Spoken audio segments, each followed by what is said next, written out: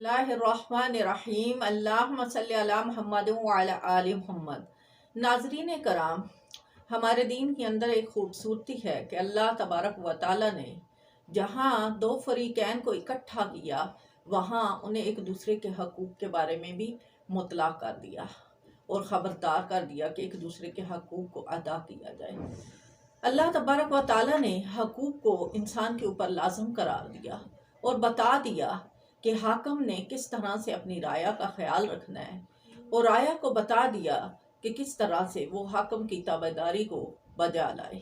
इसी तरह शोहर को बता दिया गया कि बीवी के हकूक़ क्या हैं, और बीवी को बता दिया गया कि वो शोहर की ताबेदारी किस तरह से बजा लाए। वालिदैन को बता दिया गया कि औलाद के हकूक़ क्या हैं, और औलाद को बता दिया गया कि वो वालिदैन की खिदमत किस तरह से बजा लाए। पड़ोसी को पड़ोसी के हकूक़ के बारे में बता दिया गया। बड़ों को कहा गया कि वो छोटों पर शफ़क़त करे, और छोटों को बता दिया गया कि वो बड़ों के साथ अदब व एहतराम का रवैया रखे। हत्ता कि एक मुसलमान को दूसरे मुसलमान के हकूक़ के बारे में मुतलक़ कर दिया। यहाँ तक ही नहीं नाज़रीन कराम, बल्कि हम अपने घरों में जो जानवर पालते हैं, अल्लाह तबारक व ताला ने उनके हकूक़ भी हम पर लाज़िम करार दे दिए गए और बता दिया कि जानवर के क्या हकूक़ हैं और उसको किस तरह से पाला जाए। नाज़रीन कराम, ये दीन की कितनी ही प्यारी खूबसूरती है कि अल्लाह तबारक व ताला ने हमारे लिए कायदे और कानून मुकर्रर फरमाए, और अगर हम इन कायदों और कानून को अपनी ज़िंदगी का हिस्सा बनाते हुए इनके ऊपर अमल करें तो यकीनन हमारा माशरा जन्नत का नमूना बन जाए। आज हम नाज़रीन कराम बात करते हैं माँ बाप और औलाद के बाहम हकूक़ की सही अदायगी के ऊपर। इस अदायगी के ऊपर इंसान जन्नत और जहन्नम का मुस्तहिक हो सकता है। अल्लाह तबारक व ताला ने वालिदैन के ऊपर लाज़िम करार दिया कि वो अपने बच्चों की तरबियत करें, और औलाद इनकी आँखों की ठंडक बना दी गई। वालिदैन को हुक्म दिया कि वो अपने बच्चों को दीन के मुताबिक तरबियत करें, और औलाद को भी बता दिया गया कि वो माँ बाप की खिदमत करें, क्योंकि उनके दिल से दुआएं निकलती हैं। अगर माँ बाप नाज़रीन कराम औलाद की अच्छी तरबियत करेंगे तो अच्छी तरबियत करने पर माँ बाप जन्नत के मुस्तहिक हो जाएंगे, और अगर औलाद खिदमत बजा लाती है तो औलाद उनके लिए जन्नत अल्लाह तबारक व ताला देते हैं।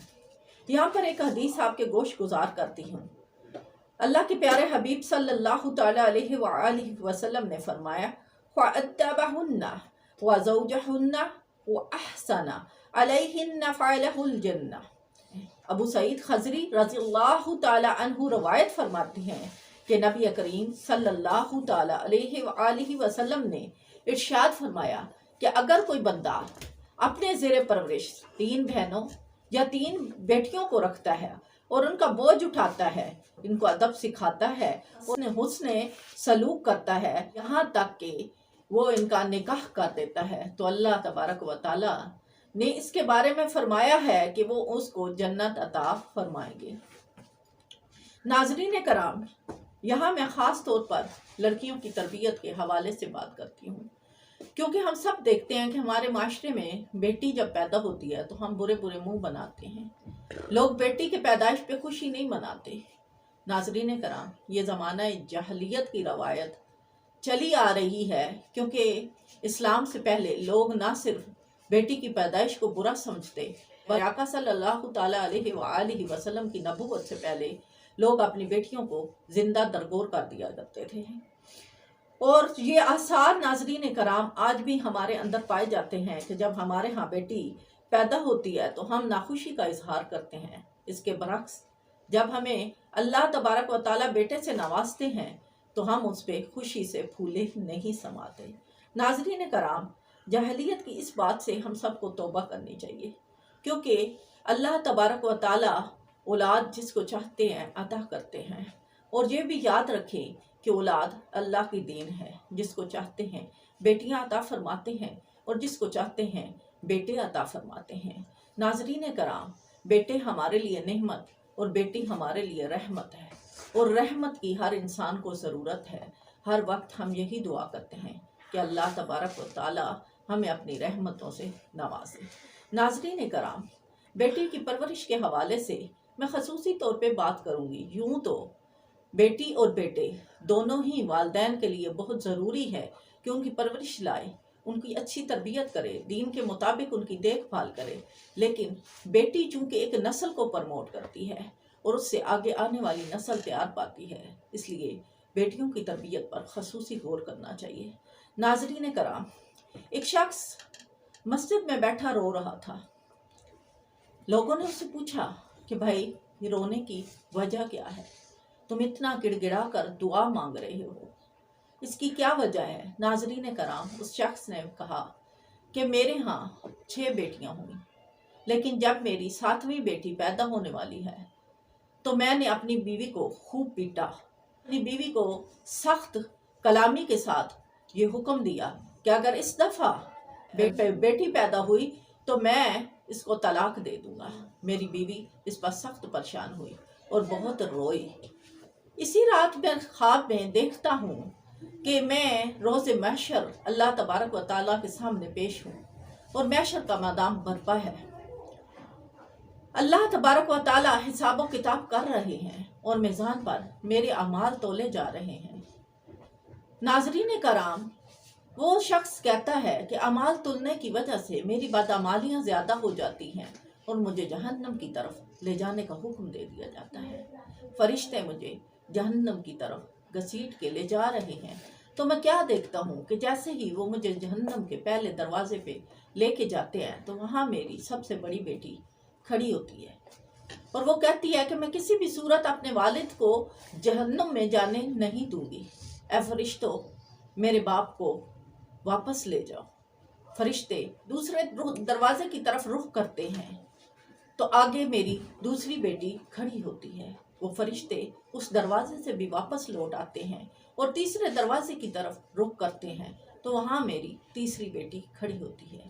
ناظرین کرام، وہ شخص فرماتا ہے کہ فرشتے مجھے 6 دروازوں پہ لے گئے، 6ٹھے دروازے پر بھی میری بیٹی موجود تھی، لیکن جب وہ مجھے 7ویں دروازے پہ لے گئے تو وہ دروازہ خالی تھا۔ اسی حال میں میری آنکھ کھل گئی تو میں اب رو رہا ہوں کہ اللہ عز و جل، میں تجھ سے توبہ کرتا ہوں، مجھے معاف فرما دے۔ بیٹیاں تو میری مغفرت کا ذریعہ ہے اور اگر یہ میری 7ویں بیٹی نہ ہوئی تو میں جہنم میں چلا جاؤں گا۔ اے اللہ، تو مجھے بیٹی عنایت فرما، کیونکہ یہ رحمت ہے اور اس کے صدقے سے میری مغفرت عطا فرما۔ اس لیے میں اللہ تبارک و تعالیٰ سے رو کر یہ دعا کر رہا ہوں۔ ناظرین کرام، یہاں سے ہم دیکھتے ہیں کہ بیٹیوں کی پیدائش ہمارے لیے باعث رحمت ہے، لیکن ناظرین کرام، صرف پیدائش ہی باعث رحمت نہیں ہے۔ بیٹیوں کی تربیت کے حوالے سے بھی پیارے آقا صلی اللہ تعالیٰ علیہ وآلہ وسلم نے فرمان جاری فرمائے اور یہ حکم دیا کہ جس کی ہاں 3 بیٹیاں ہیں، 4 بیٹیاں ہیں، 5 بیٹیاں ہیں، 6 ہیں یا ایک ہی ہے، وہ اس کی اگر دین کے مطابق تربیت کرے تو اللہ تبارک و تعالیٰ کے پیارے حبیب فرماتے ہیں کہ اس شخص پر جنت واجب کر دی جاتی ہے۔ لیکن ناظرین کرام، اولاد کی تربیت کے لیے بہت ضروری ہے، کیونکہ اس کے بدلے میں جنت کے داخلے کی خوشخبری ہمیں سنا دی گئی ہے۔ لہٰذا ماں باپ کو چاہیے کہ اولاد کی تربیت کے لیے پوری کوشش کریں۔ آپ کا خیال رکھیں، والدین اپنے بچوں کی اچھی تربیت کرتے ہیں تو اولاد بڑھاپے کا سہارا بن جاتی ہے اور بڑھاپے میں انسان کا بڑھاپا خوشحال گزرتا ہے اگر اولاد آپ کی تابعدار ہو، اور اگر اولاد نافرمان ہو ناظرین کرام تو بڑھاپا بہت مشکل ہو جاتا ہے۔ چنانچہ جو حقوق ماں باپ کے اولاد پر ہیں وہ ماں باپ ادا کریں۔ اگر ماں باپ تربیت پر ناظرین کرام توجہ نہیں دیں گے تو قیامت کے دن بھی اس کا جواب انہیں دینا پڑے گا۔ اور یہ سوچ لیجئے کہ قیامت کے دن جتنا بھی لین دین ہوگا وہ نیکیوں اور گناہوں کے ذریعے سے ہوگا۔ مثال کے طور پر اگر ماں باپ نے اولاد کے حقوق پورے نہ کیے تو اولاد مطالبہ کرے گی اور ماں باپ کی نیکیاں لے لے گی، اور اگر نیکیاں ناظرین کرام ختم ہو گئیں تو اولاد کے گناہ ماں باپ کے سر پر ڈال دیے جائیں گے۔ افسوس ناظرین کرام کہ ہم اس بات کی طرف غور نہیں کرتے۔ پیارے آقا صلی اللہ تعالیٰ علیہ وآلہ وسلم سے صحابہ کرام نے دریافت کیا یا رسول اللہ صلی اللہ تعالیٰ علیہ وآلہ وسلم، مفلس کون ہے؟ کیا مفلس وہ شخص ہے جس کے پاس دولت نہیں، مال دنیا نہیں؟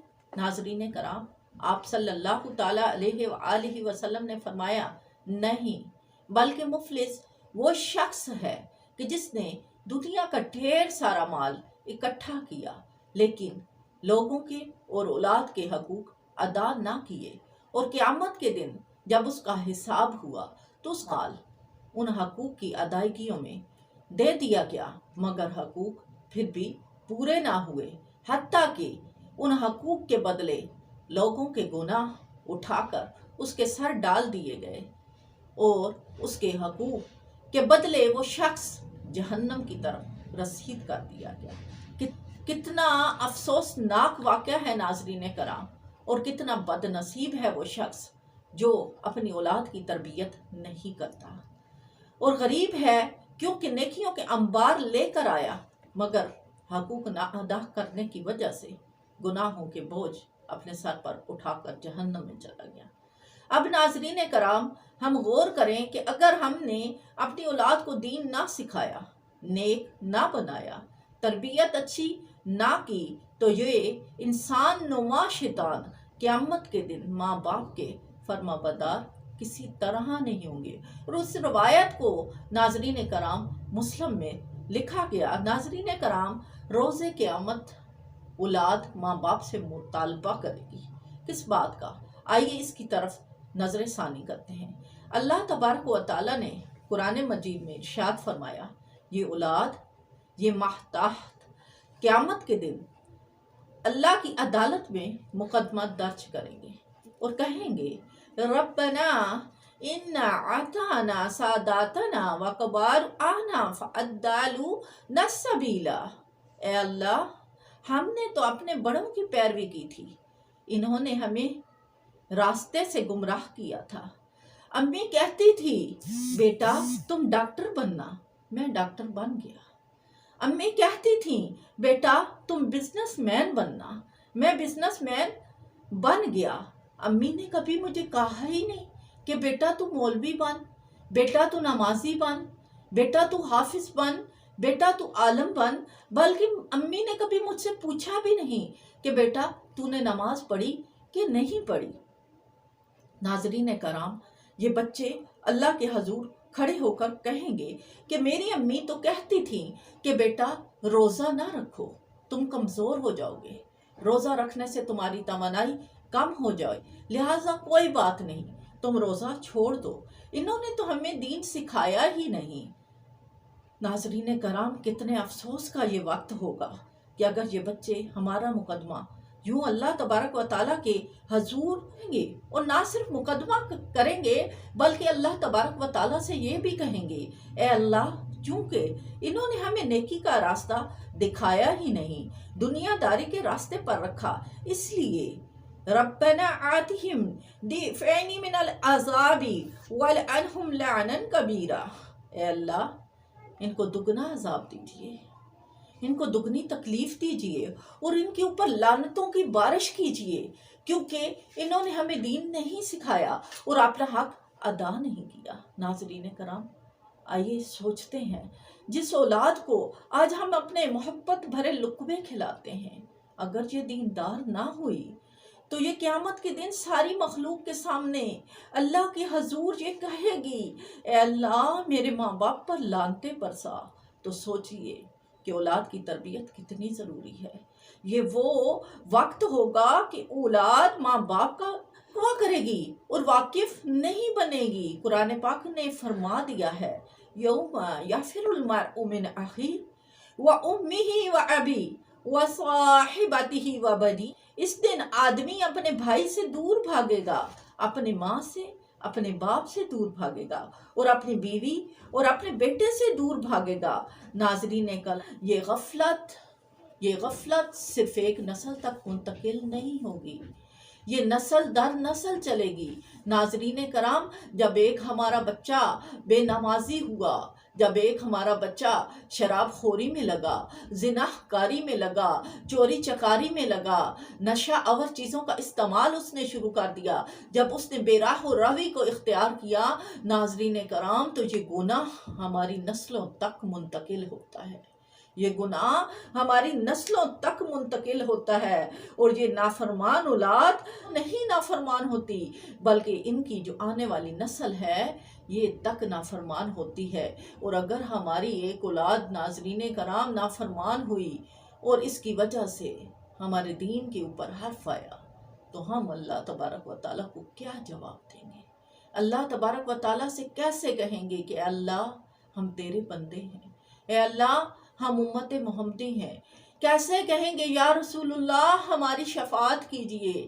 کیسے ان کے سامنے نظریں اٹھائیں گے؟ ناظرین کرام، اپنے آنے والے وقت کے بارے میں سوچئے۔